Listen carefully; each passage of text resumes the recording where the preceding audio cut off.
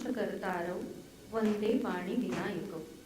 शब्द, अर्थ, रस, छंद आणि गणपती या देवतांना वंदन करून कार्यक्रमाला सुरुवात करून पुस्तक प्रकाशनाचा हा समारंभ गणपती उत्सवादरम्यान होतो आहे हे विशेष औचित्यपूर्ण आहे. मी आता ऋषिकेश चितळे यांना मान्यवरांचं स्वागत करून त्यांच्याबद्दल 2 शब्द बोलावे अशी विनंती करते.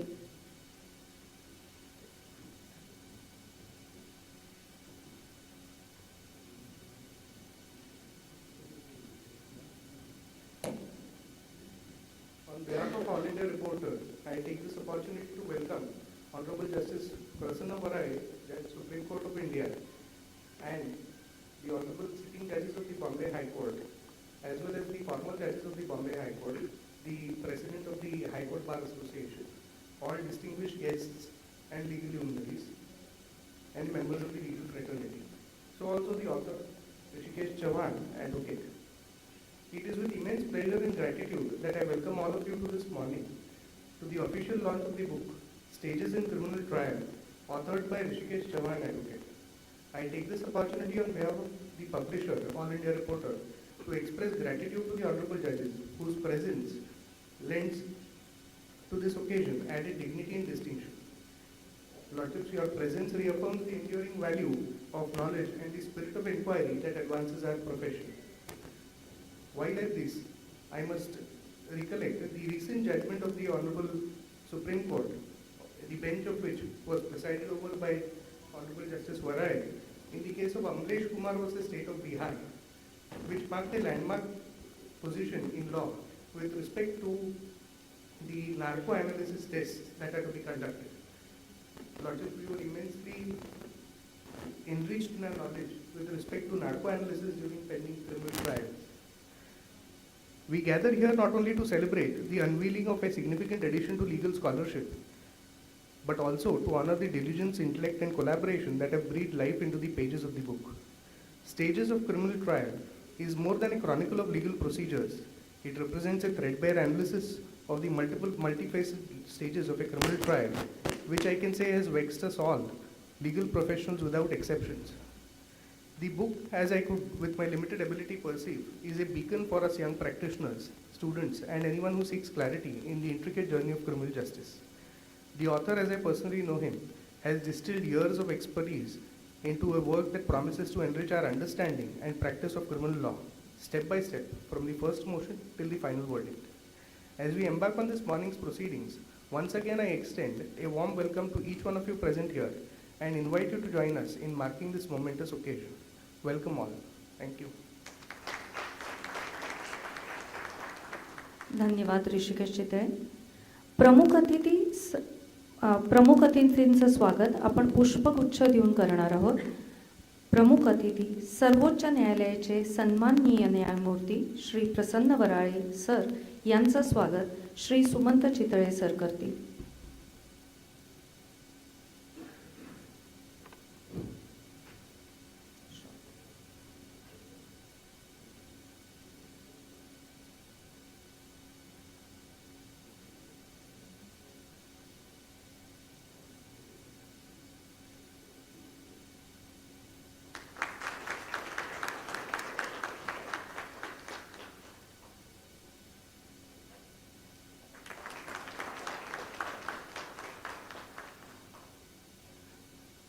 पुस्तकाचे लेखक ॲडव्होकेट श्री ऋषिकेश चव्हाण यांचं स्वागत सागर चितळे करतील.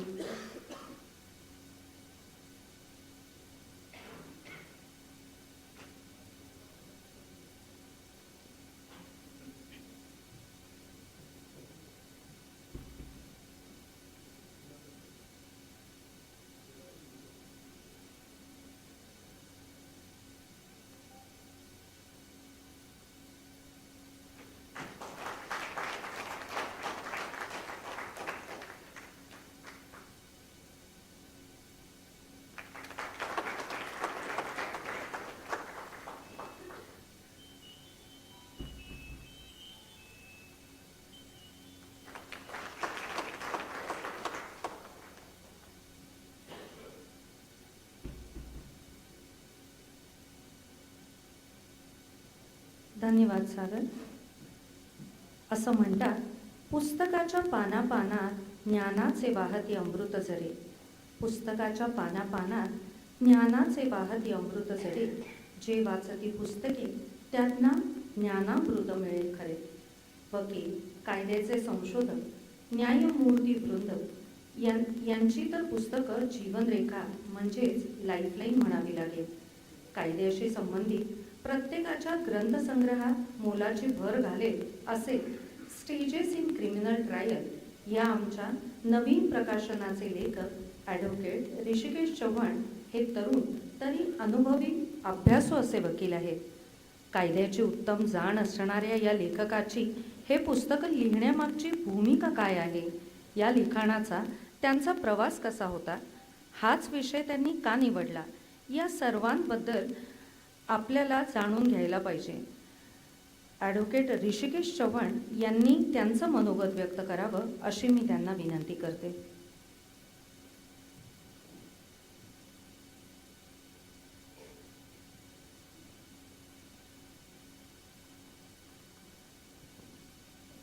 Good morning, ladies and gentlemen. Thank you, Prasanna ma'am, for the kind introduction. Hon'ble Justice Varale, Judge, Supreme Court of India, who has blessed this book with an articulate and fitting forward. Hon'ble Justice Sambre, Judge Delhi High Court, who would be joining us virtually, who has been my inspiration.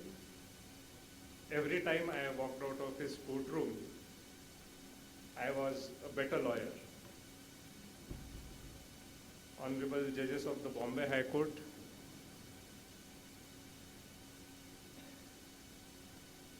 honorable judges of the district judiciary, whose insights from the courtroom has been an experience in itself, a learning experience. Members of the Bar Association and Bar Council who have graced this occasion, my dear colleagues from the bar who have supported me in this endeavor, some of them who have traveled from Mumbai,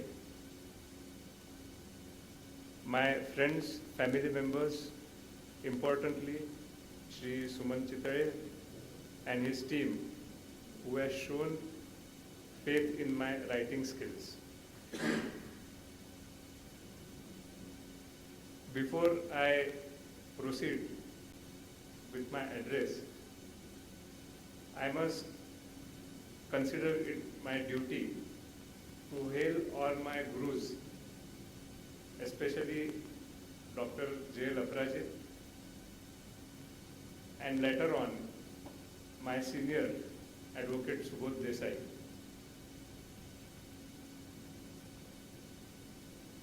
I am not much of a believer in astrology, but I feel my guru is very strong. Therefore, I was fortunate to have gurus like Dr. J.L. Aparaje and Mr. Subodh Desai, who is now a senior advocate in Bombay High Court.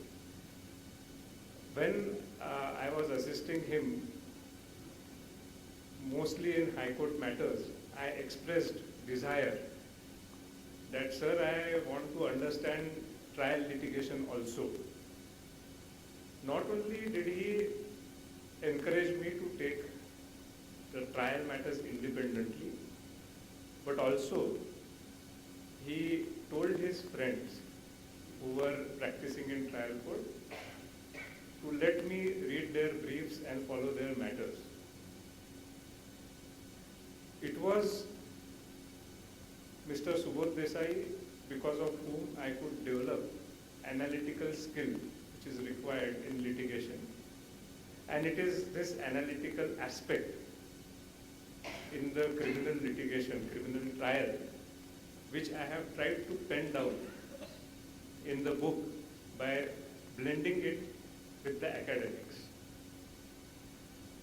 Courtrooms are places where provisions are interpreted, applied, acted upon, or sometimes misinterpreted, not acted upon, and bypassed also. I have tried to pen down this interplay between the provisions that runs the show of criminal trial. Experiences in the courtrooms are good, bad, ugly, strange, funny. That is what it makes a colorful experience to be in courtroom, even as an observer. As a student of law, every experience is a good experience. Writing this book made me a better student of law. It requires organized research. During this exercise, the more I read, the more I realized how less I know about the law. Now, every litigation has a life cycle. Therefore, this book is structured in such a way that different stages in the life cycle of the criminal litigation in particular, from the point when it enters the courtroom to the ultimate fate of that matter when it's decided, I have tried to cover it stage-wise. Instead of getting deeper into each of the stages, I have attempted to recite the gist of 14 chapters of the book in a different style. Hope you would like it. So the first is history of trials in India. Be it a Mughal, a Sultan, a Maratha, or a Peshwa, history tells us that the rulers ruled the rule of law. Yet the Indian judiciary was known for its independence, for the Indian rulers, although not elected, had conscience. Westerners drafted comprehensive laws to rule. They devised the court machinery like a rain to pool. Releasing the rain, they left a wonderful draft of literature for us to sustain. Tampering with this English literature, we tightened the rain again. Courts we have here and courts we have there. More and more courts we have everywhere. Some try petty offences, some grievous crimes. Magistrates and sessions both have their own rhymes. Police, high court, or a magistrate, for setting law in motion, open appropriate gate. Boarding the right gate would redress your grievance. Read chapter 4 for the right lessons. Inquiries and investigation are the next. Magistrate and police, along with lawyers, are put to test. Patience is the key for all the stakeholders here. Chapter 5 makes the difference between inquiry and investigation clear. Next comes a topic which appears to be very basic. Cognizance is the word that heads chapter 6. Courts have interpreted cognizance to suit their convenience. No one understood it. Even legislatures skipped it from definitions. Bail is the rule, jail is the exception. This must be the most ever argued contention. Arrest is a process which curtails liberty. Discretion here is to administer with comity.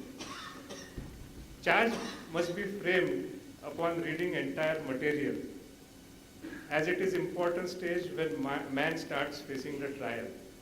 Court should be cautious and decision must not be hurried.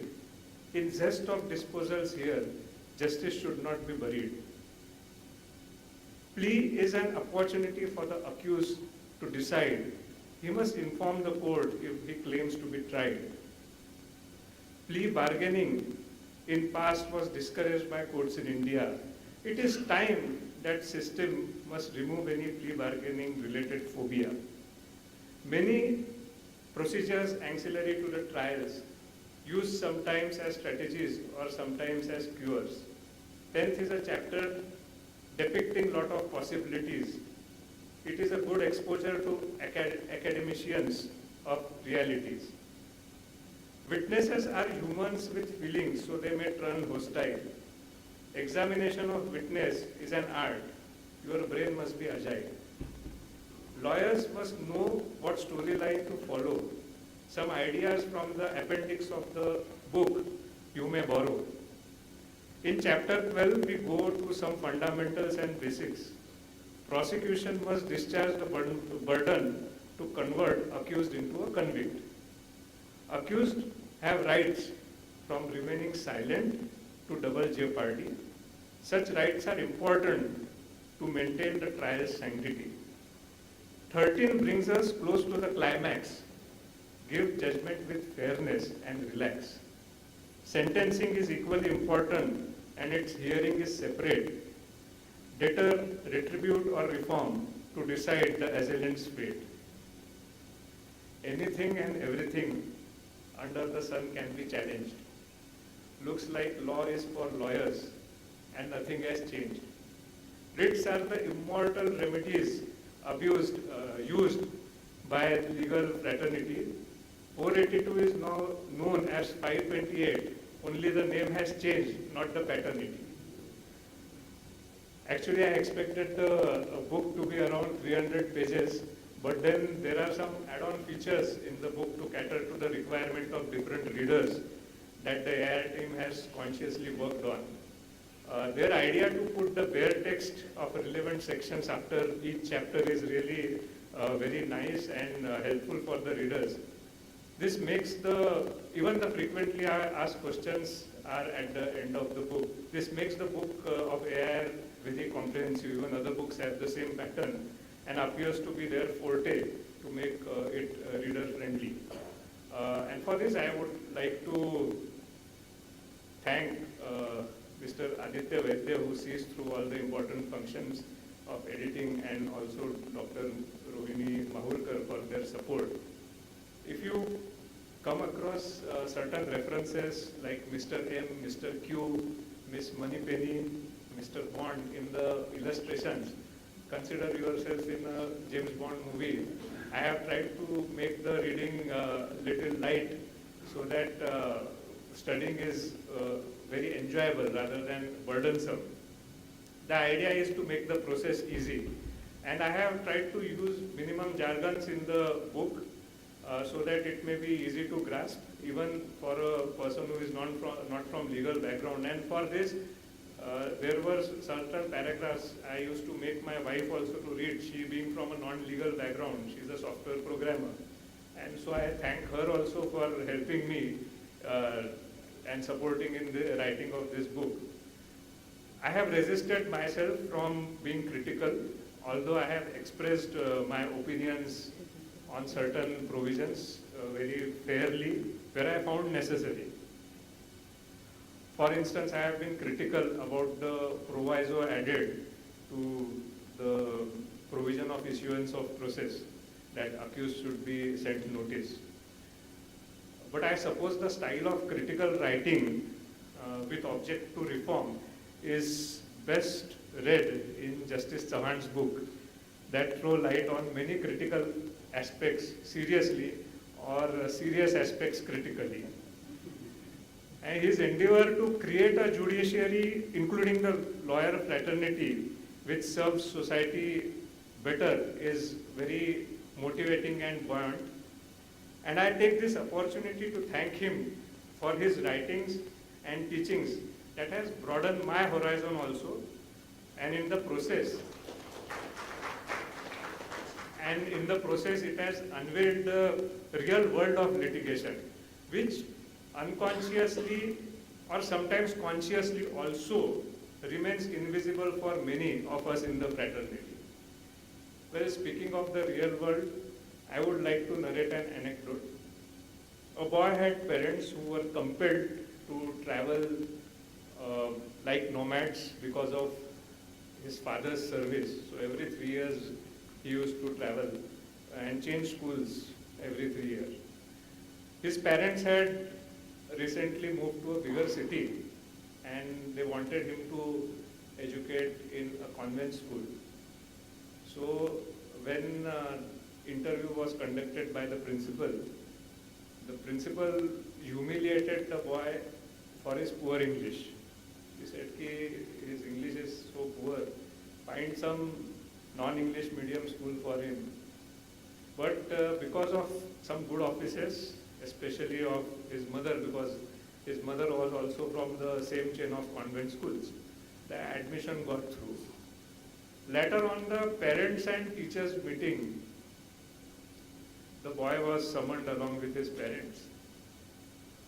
So the parents thought that to avoid embarrassment for themselves and also to the boy for further humiliation, they appointed their daughter who was studying law. So she accompanied that boy. And the boy was very nervous, ready to get the bashing from his class teacher. Like any lawyer consoles his client, the sister was consoling the boy. Don't worry, everything will be all right. So the teacher started, look, he doesn't know anything. All the complaining stuff started. And calmly his sister asked the teacher, Madam, whose job is to teach him? Is it my job or my parents' job? And the teacher was taken aback by such a question. And later, she still tried to complain, but then sister of the boy very clearly told her, look ma'am, he is in school for more than half of the day. It is your responsibility to teach him properly. And you cannot blame it on his parents or me. That was the point of time when the boy realized that he also wants to become a lawyer. And later on, the sister went on to become an accomplished teacher, Professor Dr. Parimal Garud. And the boy, his book is being released today. So from being humiliated before the principal to getting the book released is not a bad journey in front of his parents. Ravindra and Kiran. Thank you.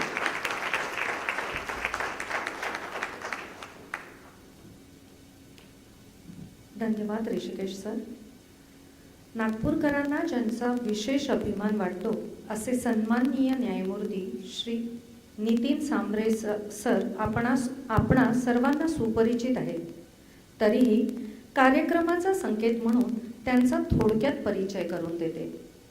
नागपुरातच जन्मलेल्या न्यायमूर्ती नितीन सांबरे यांचं शालेय आणि महाविद्यालयीन शिक्षणही येथेच झालेलं आहे.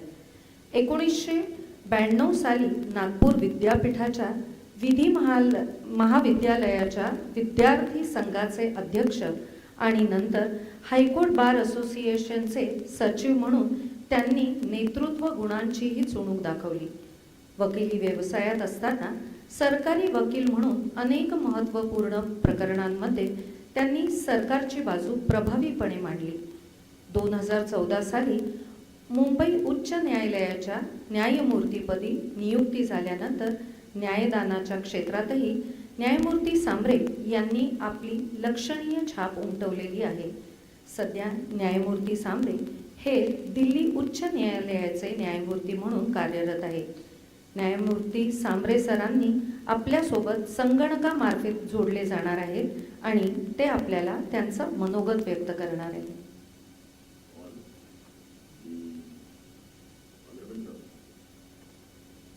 Judge of the Supreme Court, Justice Prasanna Varale, respected dignitaries, distinguished guests, ladies and gentlemen, and of course, the family.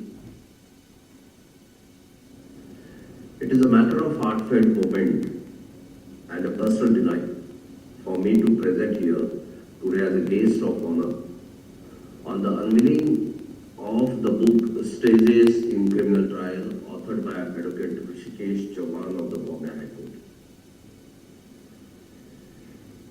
It's perhaps the call of the hour that I must speak something about my experience about the author first. After My headquarters was shifted to Bombay from Aurangabad. Hrishikesh regularly used to appear before me when I was assigned the criminal matters. I found him very interesting, and perhaps that has prompted me to seek his assistance in some of the matters, irrespective of his identity being son of Mr. Justice R.C. Chavan. And let me tell you the depth of the knowledge that he has achieved.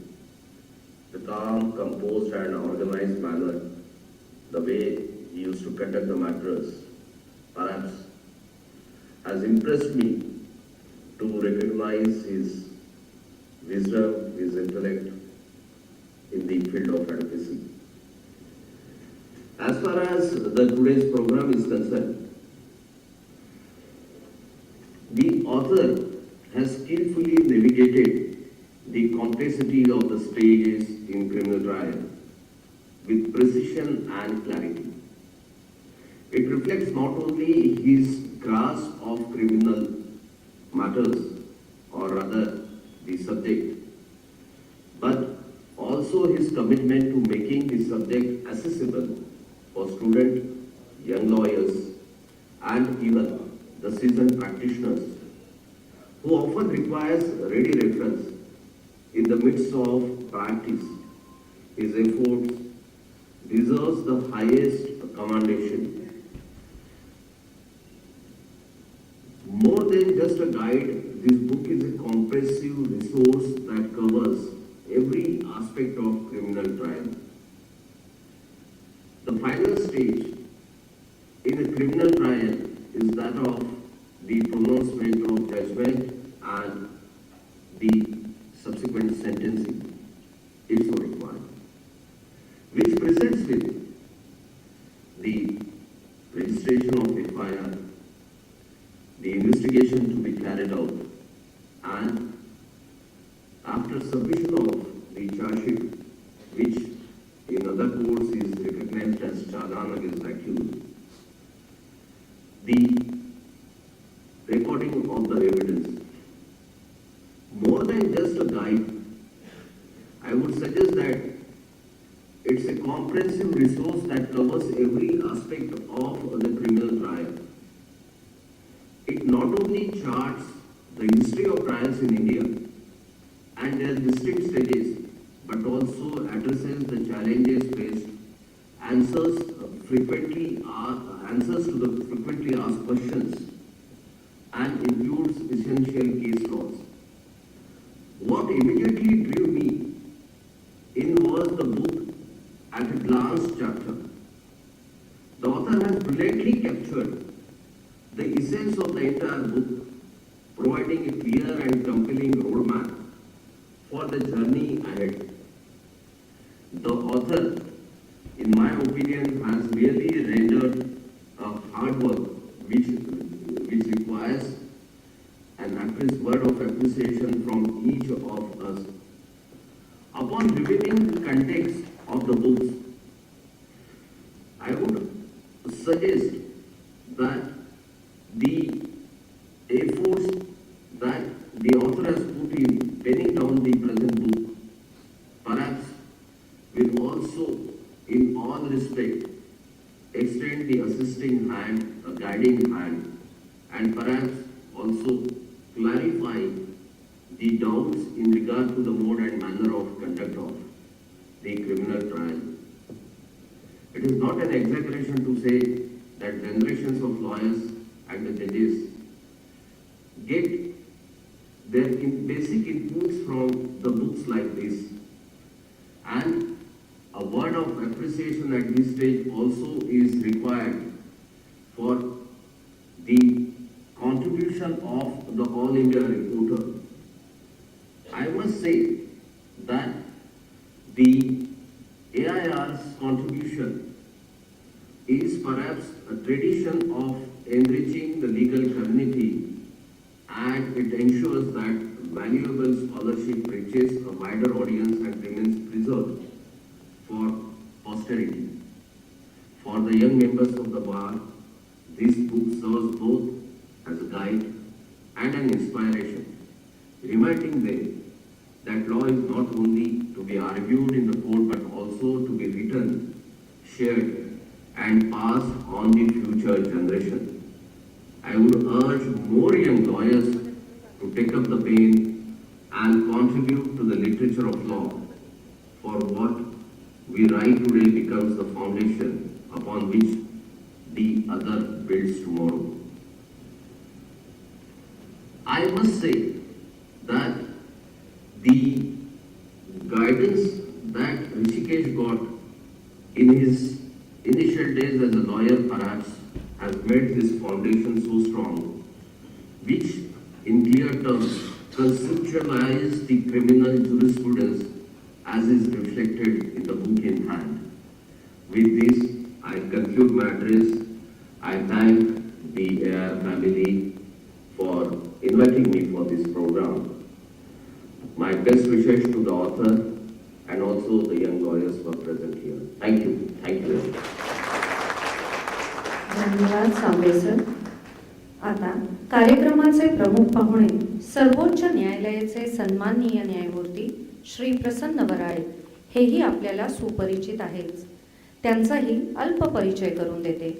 न्यायमूर्ती वराळे यांनी वकिली व्यवसायाची सुरुवात मुंबई उच्च न्यायालयाच्या औरंगाबाद खंडपीठात केली आणि दिवाणी तसंच फौजदारी अशा दोन्ही प्रकारात आपला उल्लेखनीय ठसा उमटवला. औरंगाबाद खंडपीठात सहाय्यक सरकारी वकील म्हणून तर केंद्र सरकारचे ॲडिशनल स्टँडिंग काउन्सिल म्हणून त्यांनी उत्तम कामगिरी बजावली. काही काळ औरंगाबादच्या विधी महाविद्यालयात त्यांनी अध्यापनाचेही कार्य केले. 2008 साली ते मुंबई उच्च न्यायालयाचे न्यायमूर्ती तर 2022 साली कर्नाटक उच्च न्यायालयाचे मुख्य न्यायमूर्ती झाले. 2024 सालापासून ते सर्वोच्च न्यायालयात न्यायमूर्तीपद भूषवित आहेत. न्यायमूर्ती वराळे सरांना यांनी आपले विचार व्यक्त करावे अशी मी त्यांना विनंती करते.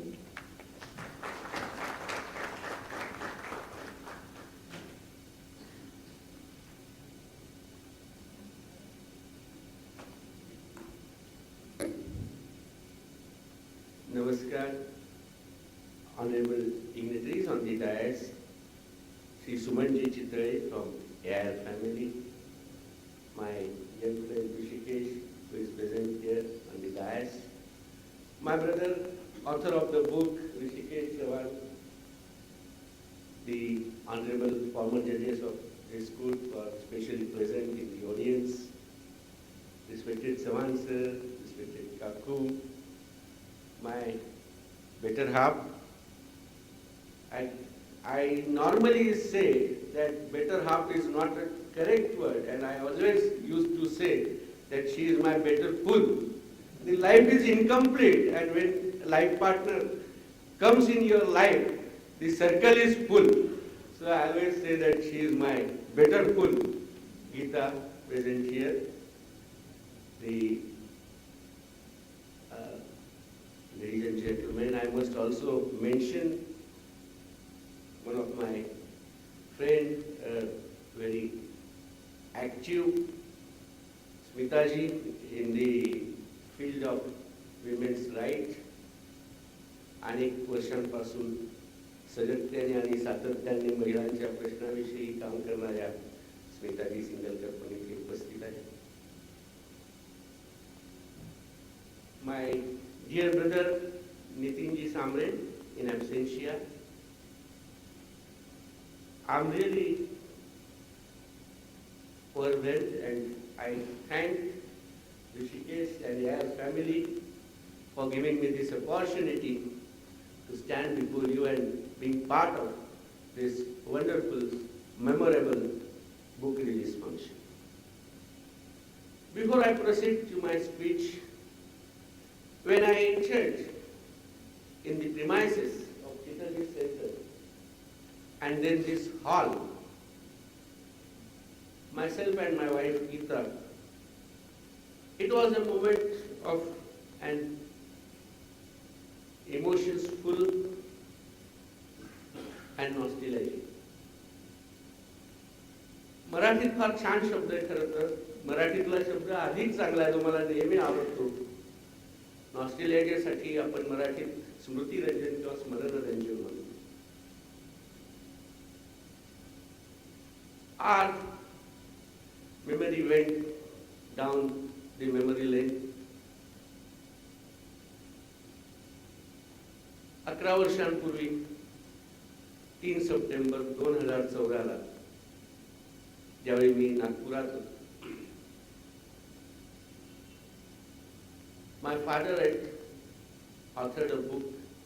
It was a memoirs, his memories with the great son of this country, ज्यांना आपण संविधानाचे शिल्पी म्हणतो, महामानव डॉक्टर बाबासाहेब आंबेडकर यांच्या सहवासात घालवलेला आयुष्यातला सगळ्यात सोनेरी काळ, सुवर्ण काळ असं ते स्वतःच म्हणत.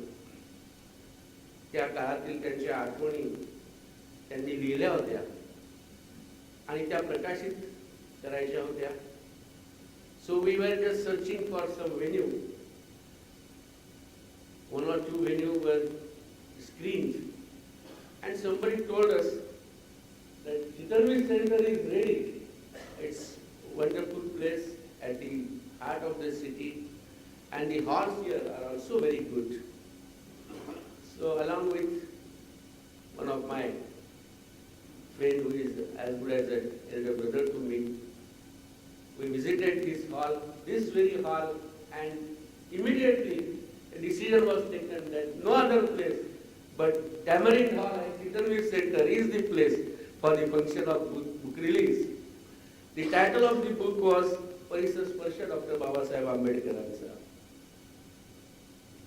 The book was inaugurated, released at the auspicious hands of the then Senior Judge of Nagpur High Court, and now the Honorable Chief Justice of India, and for me, guide, philosopher, and my elder brother, Honorable Justice C.B.R. Gavai. The book release function was presided over by a great author, प्राध्यापक महेशजी एलकुंचवार यांनी या कार्यक्रमाचं अध्यक्षस्थान भूषवलं होतं. त्यामुळे तो स्मृतींचा एक पट डोळ्यांसमोर तरळून गेला आणि तो काळ पुन्हा अनुभवण्याचं भाग्य या निमित्ताने सरांनी, ऋषिकेशजी आणि या कुटुंबाने मला आणि गीताला दिलं. त्याबद्दल मी मनापासून आपला ऋणी आहे, आभारी आहे. I congratulate Hrishikesh for this book. Well, normally nowadays it is said, अशी साधारण तक्रार असते बऱ्याच अंशी की पुस्तकांचं वाचन हे या पिढीत कमी झालंय. मला गुलजारीची कविता नेहमी आठवते, अब किताबें झांकती है बंद अलमारियों से, अब किताबें झांकती है बंद अलमारियों से, कई दिन उनसे मुलाकात नहीं हुई, कभी दिन गुजरते थे उनकी सोहबत में, अब बैठा रहता हूं कंप्यूटर के पर्दे के सामने. गुलजारजी पुढे असं म्हणतात, इल्म तो अब भी मिलेगा.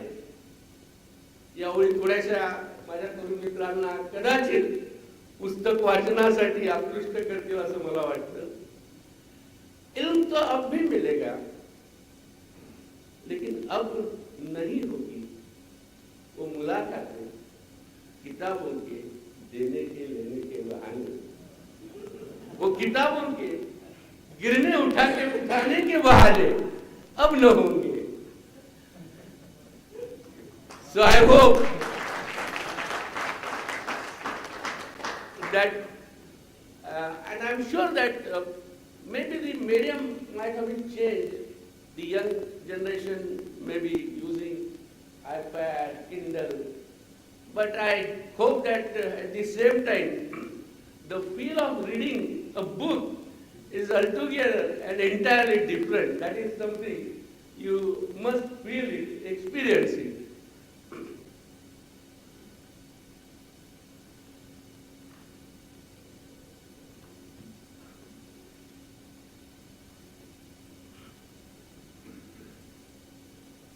It gives me an immense pleasure to be present at the release of the book titled Stages in Criminal Trial, authored by my brother Hrishikesh Chavan.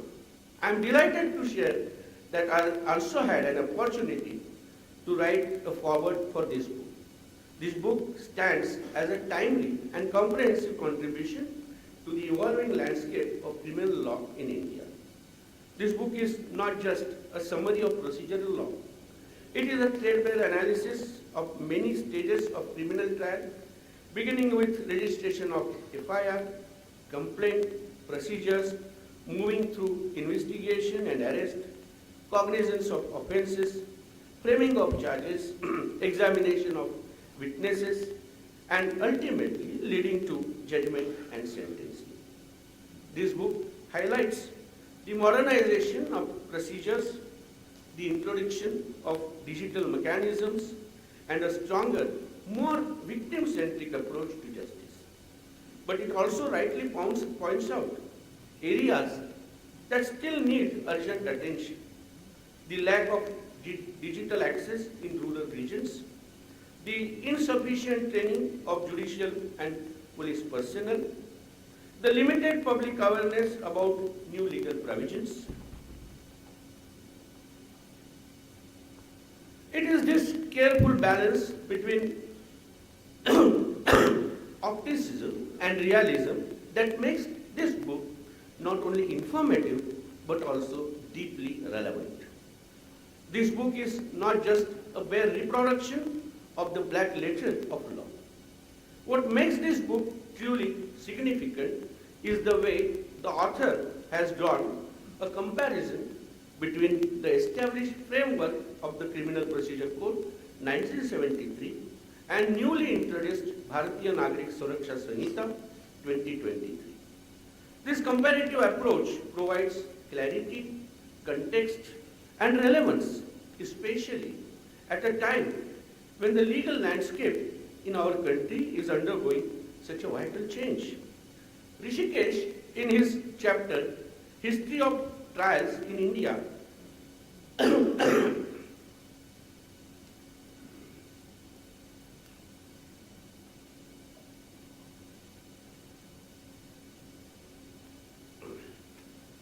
rightly observed, before the conquest of Deccan by Marathas, there were no regular courts of justice except the village council or panchayat, which was the most ancient and time-honored institution in the country and worked well against injustice and oppression.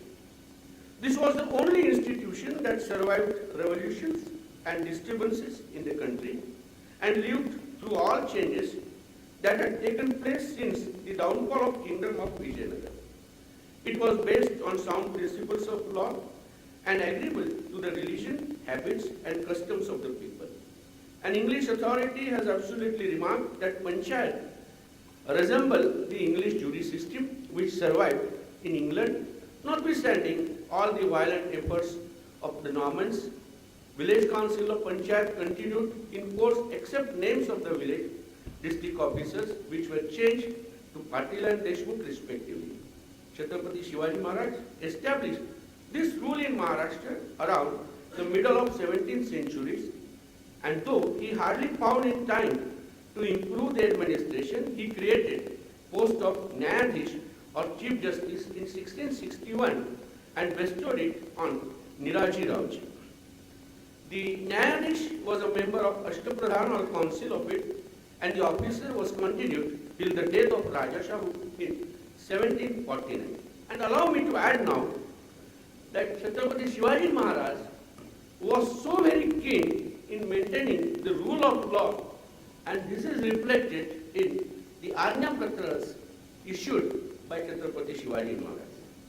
I'll refer to a particular Ajna Patra where Shivaji Maharaj is cautioning those subordinate officers at the village levels not to exploit the people, the general public. And look how the Arnapatra goes. विलातीस तस्तीस देऊ लागाल, ऐशा लोक जातील, कोण कुंब्याचे दाणे आणेल, कोणी भाकर, कोणी गवत, कोणी पाटे, कोणी भाजी, कोणी पाले, ऐसे करू लागले तर जे कुणबी घर धरून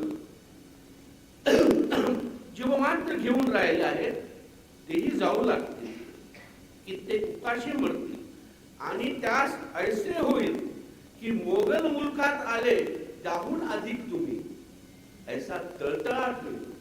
So this is how caution is given to subordinate officers who are at the ground level, who are at the village level, that not to exploit public channel. So that was the way how in Chhatrapati Shivaji Maharaj the rule of law was maintained, and it was then a direction by the king to his subordinate to maintain the law. This book comes at a historic juncture when India is undergoing a structural transformation in its criminal justice system. Indian Penal Code of 1860, Code of Criminal Procedure of 73, and Indian Evidence Act of 1872, while historically significant, were deeply rooted in colonial ideology. The new enactments not only do away with those colonial foundations, but also aim to make justice more accessible, efficient, citizen-centric. The enactment of 3 new criminal laws, Bharatiya Nyaya Sanhita, Bharatiya Nagrik Suraksha Sanhita, and Bharatiya Saksha Adhiniyam, signals a decisive departure from colonial legal remnants and affirms our sovereign legal identity. The introduction of Bharatiya Nagrik Suraksha Sanhita 23 in particular replaces the 5-decade-old Code of Criminal Procedure. The Code of Criminal Procedure has long been the backbone of Indian criminal trial process. It has provided the architecture for how investigations are conducted, how trials are conducted, how justice is delivered. However, over time, the need for reform has become increasingly evident. We live in a vastly different world today where technology has permeated every aspect of our lives. Crime has become more sophisticated, victims are more vocal about their rights, and public expects quicker, more accountable system of justice. It is against this backdrop BNSS has enacted. Legislature has taken bold and ambitious steps to overhaul the procedural system with twin goals of efficiency and citizen-centric justice. And it is this newly codified legal structure that the book Stages in Criminal Trial so comprehensively explores. BNSS introduces structure, like timeline, and mandatory procedural discipline at almost every stage of criminal proceeding, from expedited FIR registration, digital documentation, and regular victim updates, the electronic submission of police reports, strict deadlines for judgment pronouncements, and provisions for trial in absentia. Each change is aimed at strengthening the system's responsiveness and transparency. One of the most welcome features is statutory recognition of technological tools, whether it be electronic, FIR, video recorded witness statements, or digital charge sheets. These provisions not only streamline the process, but also make criminal justice system more accessible to ordinary citizens. To give an overview of BNSS introduces a more structured division on criminal justice process in 3 key stages: pre-trial, trial, and post-trial, each equipped with new safeguards and procedural clarity. However, we must remember that law is not merely a system of procedures, it is framework for justice. And justice in a constitutional democracy must be fair, humane, and equitable. The stages of criminal trial under BNSS: pre-trial, FIR, and investigation. The process begins with filing of the first information report, Under the new framework, FIR may now be registered electronically, widening the access and efficiency. In serious offences, role of forensic experts is mandated, ensuring that investigation is rooted in science rather than speculation. Victim-sensitive procedures are emphasized so that the dignity and protection of the complainant remains at the forefront of investigation. Cognizance and process. Once the investigation report is before the court, the magistrate examines complaints, witness statements. An important safeguard has been introduced. The accused is now given an opportunity to be heard even before cognizance is taken. This balances the scales of justice, ensuring that prosecutorial process does not become a tool of an harassment. Framing of charges. The clarity of charges is fundamental to a fair trial. BNSS provides that charges are to be framed distinctly according to the nature of the trial, be it sessions, warrant, or summons. This ensures that the accused is not in the dark about the exact allegations they must make. Appeals and revisions. The prosecution evidence efficiency is the guiding principle here. Testimonies are to be recorded digitally and within a fixed time frame. This innovation reduces delay, curtails frivolous adjournments, and preserves the accuracy of witness accounts. Defense evidence, the accused is not a passive spectator. Provisions of BNSS empowers them to bring witnesses or documents in their defense, giving full play to the constitutional promise of a fair trial. Examination of accused. Accused is personally questioned about the evidence laid against them. This direct interaction between court and accused safeguards against misunderstandings and ensures that the defense is heard in the accused's own word.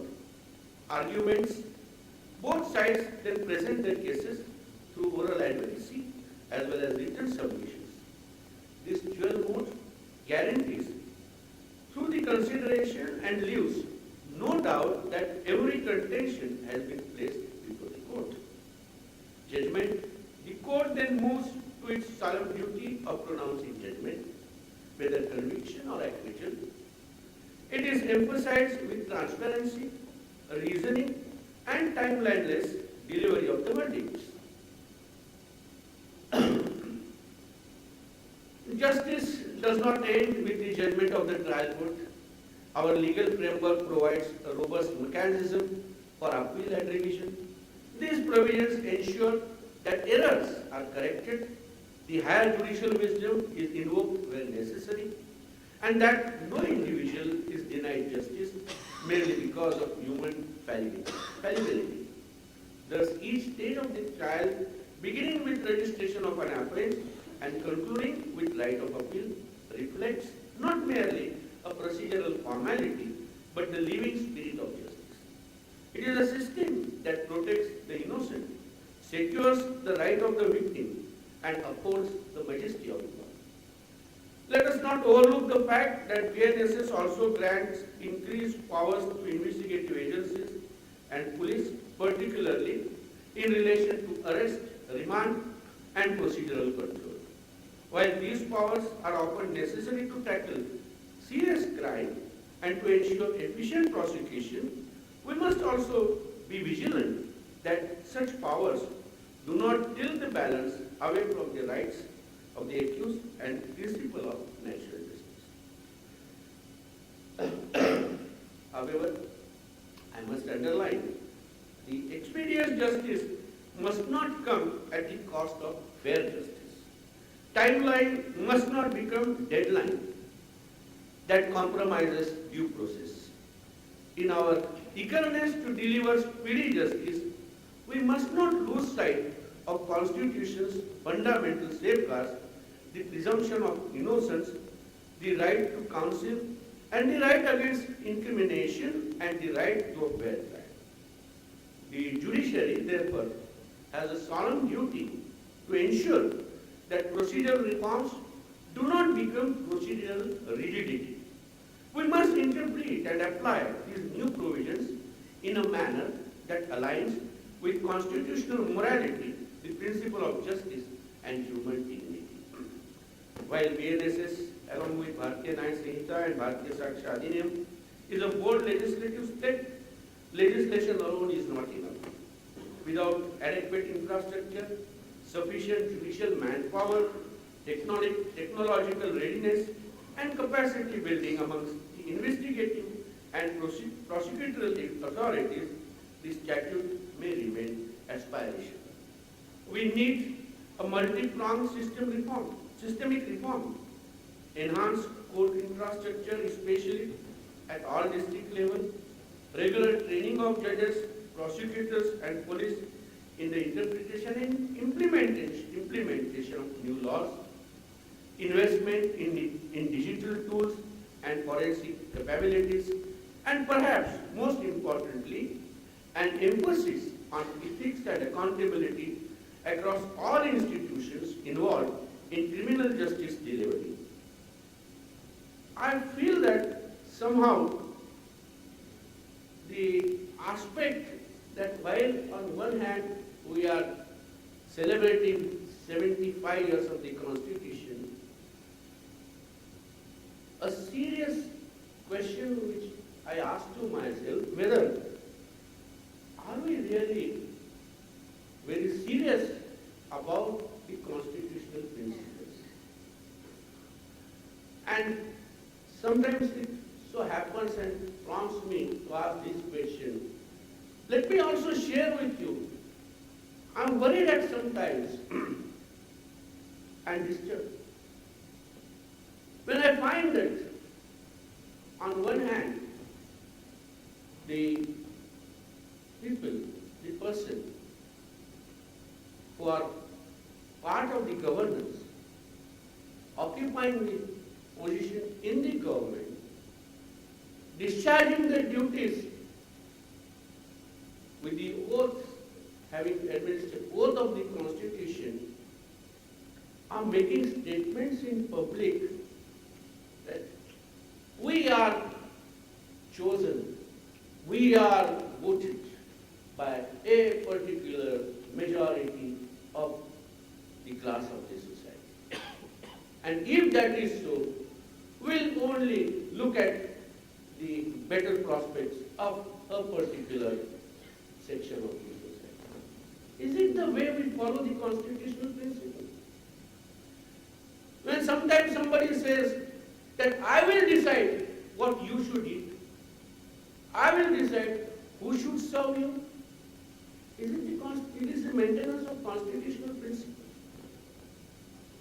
Therefore, sometimes I am worried, I am serious, I feel that if we are celebrating 75 years of Constitution, the celebration must not be only vocal, it should reflect in the act.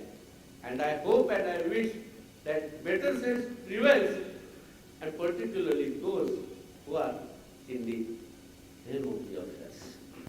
This was only a cautioning note I feel that I must share as somebody. And when our Honorable Chief Justice of India, in each platform and probably in each speech, he says, the only supreme thing in this country is the Constitution. Nobody else is supreme than the Constitution. So is it not our duty to show that, yes, it is the Constitution which is the supreme, and we, the citizens of this country, are bound to maintain, to follow the constitutionalism or constitutional principles in its real sense. Well, concluding, I say that the release of stages of criminal proceeding, the book is therefore not merely an academic milestone, it is a call to action, a call to understand, to reflect and to uphold justice in the truest sense. The strength of this book lies in the fact that it does not simply repeat the statutory provisions.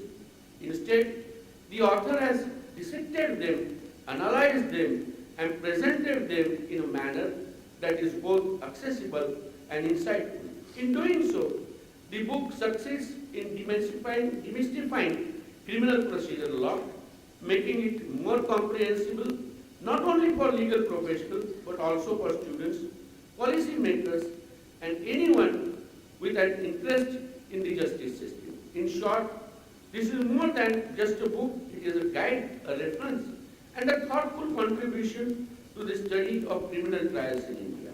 I congratulate the authors, the editors, and publisher of this book for producing a work that is not only legally sound but also socially relevant. I encourage all stakeholders, judges, lawyers, law enforcement officers, scholars, and students to read this book, engage with its contents, and participate in the collective journey of reforming, strengthening our criminal justice system. Let us remember that justice is not merely a legal outcome, it is societal trust. And that trust can only be upheld when law is administered not just with speed and efficiency, but with compassion, integrity, and fairness. As Dr. Ambedkar cautioned, constitutional morality must be cultivated. Shivaji Maharaj also guided us by saying that governance must rest on principles and not politics. Justice Madhav Govind Ranade once said, न्याय हा केवळ पुस्तकात नाही, समाजाच्या जीवनात असला पाहिजे. Justice should not remain confined to books. It must live in the everyday life of the society. Thank you all. Thank you once again for inviting me to share this occasion. I wish the book great success and wider readership. Best wishes. Thank you.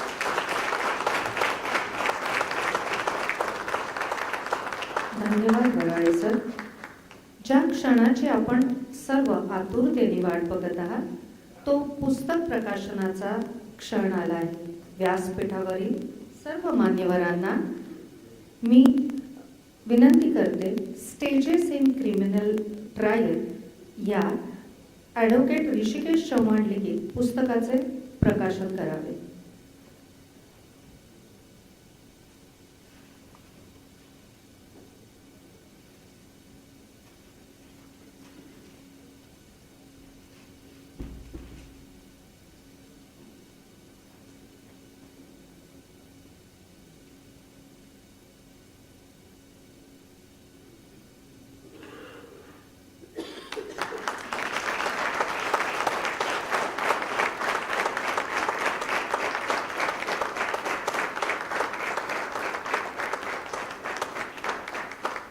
AIR family आणि आपणा सर्वांतर्फे मी या पुस्तकाचे लेखक advocate Rishikesh Chavan यांचं सुयश चिंतिते.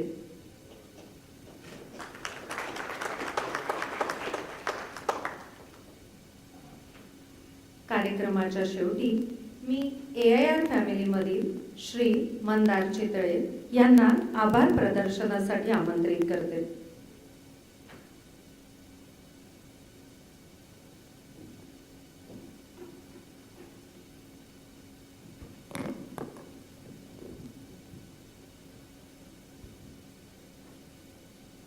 My Lord, seated on the dais and of the dais, dignitaries in the audience, members of Chavan family, the author of the book, Advocate Shri Hrishikesh Chavan, distinguished judges, ladies and gentlemen. Delivering a vote of thanks is a difficult task. A task which has to be handled with great care and responsibility. The reason being that a lengthy and boring vote of thanks is a perfect prescription for spoiling the beautiful function. And today is no exception, as what we would really like to do is to absorb and stay with the words of wisdom and guidance which have been shared here by the illustrious speakers before me. So I beg this esteemed gathering indulge for a very short time while I perform this very heavy task which I have been entrusted to me. The All India Reporter has a unique distinction and privilege of being in the continuous service of the bench and the bar of the India subcontinent for the last more than 100 years.